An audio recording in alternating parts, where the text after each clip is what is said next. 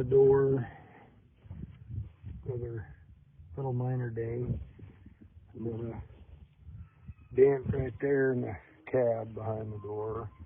Another kind of a swale there. It's kind of hard to see on the camera, but you can see it's a little bit of a swipe. A few minor scratches.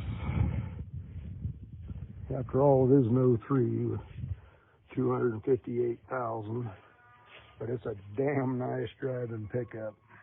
Damn reliable. A couple more scratches in the bed, like little ripples. I have no idea. This has been a company pickup for that we've had for 4 years, and we've never had a bit of trouble with it.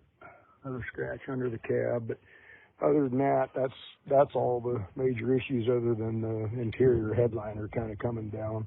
No water leaking in there. It's just coming down because of age, I reckon. Other than that, it's a damn reliable old pickup.